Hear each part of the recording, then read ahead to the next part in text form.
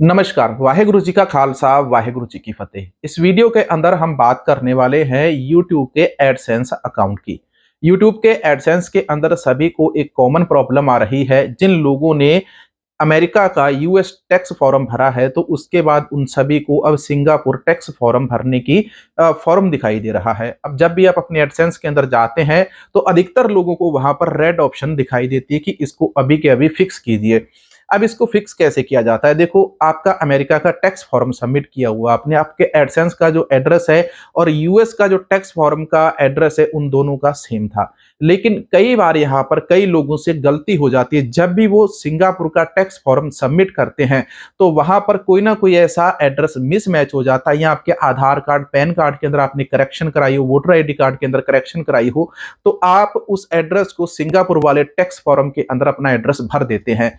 लेकिन जब पुराना वाला एड्रेस आपका अमेरिका वाला जो यूएस वाला टैक्स फॉर्म गूगल एडसेंस के अंदर देखा जाता है, तो उसके अंदर और सिंगापुर वाले के अंदर आपका एड्रेस मैच नहीं करता, कहीं ना कहीं की एक अक्षर मिसमैच कर जाता है, जिसके कारण हमारा जो एडसेंस है वो हमसे मांगता है टैक्स रेजिडेंस सर्टिफिकेट। अब केवल आपको इतनी सी बात बताने के लिए बहुत सारे लोग 10-10 हजार रुपए आपके एडसेंस का चार्जेस आपसे लेते हैं। लेकिन मैं आपको फ्री के अंदर ये सोल्यूशन दे चुका हूं। इसका सोल्यूशन बिल्कुल फ्री के अंदर है, आपको किसी की सहायता लेने की जरूरत नहीं है, गूगल वालों से भी बात करने की जरूरत नहीं है। मेरे खुद के 2 एडसेंस थे, दोनों के अंदर ये कॉमन इशू आया था और दोनों का मैंने ये कॉमन इशू इसी प्रकार से सॉल्व किया। देखो, सबसे पहले आपको अपना यूएस वाला टैक्स फॉर्म है उसको जाकर डिलीट करना है। आपका जो पेमेंट प्रोफाइल के अंदर आपका एड्रेस लिखा हुआ है, आपको वो कॉपी और पेन लेकर उसको लिख लेना है सामने।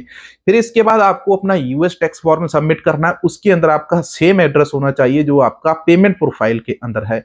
कोई भी अक्षर इधर या उधर नहीं होना चाहिए, बड़ा या छोटा नहीं होना चाहिए, कैपिटल या स्मॉल लेटर का बहुत बड़ा झमेला आता है इसके अंदर। दूसरी बात करते हैं, जब आपका यूएस टैक्स फॉर्म आपने भर के सबमिट कर दिया, तो इसके बाद आप भरेंगे Singapore tax form. Singapore tax form भरने के बाद आपको सेम वही एड्रेस डालना है जो आपने पेमेंट प्रोफाइल के अंदर डाला है।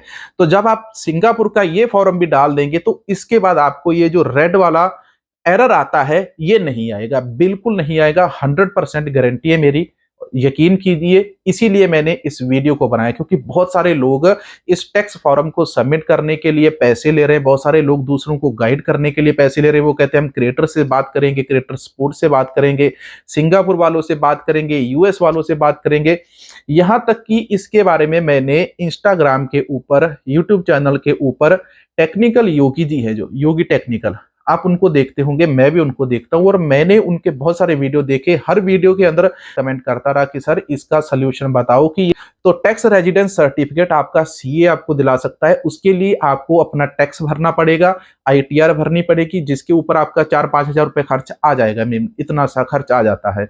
अब जब आप अपना पूरा टैक्स भरेंगे, उसके बाद आपको टैक्स रेजिडेंस सर्टिफिकेट मिलेगा। अब ये टैक्स रेजिडेंस सर्टिफिकेट अगर सबमिट करने के बाद भी आपका सोल्यूशन नहीं हुआ, तो आप क्या करेंगे? क्योंकि जब आपके एड्रेस के अंदर एक कॉमन इशू आ गया, छोटा सा बग आ गया, तो ये चीजें ना तो टेक्निकल योगी जी सॉल्व कर रहे हैं, ना इसरार भाई साहब कर रहे हैं, और बहुत सारे ऐसे क्रिएटर्स हैं जो यूट्यूब के रिलेटेड वीडियो बनाते हैं। मेरा कंटेंट यूट्यूब के रिलेटेड नहीं, मेरा अलग फील्ड है और उसके रिलेटेड मैं वीडियो बनाता हूं। लेकिन यहाँ पर ये इशू बहुत बड़ा कॉमन इशू था, इसलिए मैं आप सभी के लिए ये वीडियो लेकर आया हूं कि अभी के अभी अपना जाओ, जिसको ये इशू आ रहा है, वहां पर टैक्स रेजिडेंस सर्टिफिकेट मांग रहा है, तो सबसे पहले अपना एड्रेस चेक करो। आपने जो जो चीजें टाइप करके, एड्रेस करके, नाम, पता, एड्रेस, पिन जो भी भरा है, उन सभी को एक जैसा रखिए।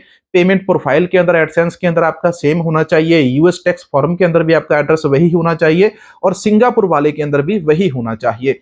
इसके बाद एक और चीज आती है, इसके बाद एक और बग आता है इसके अंदर।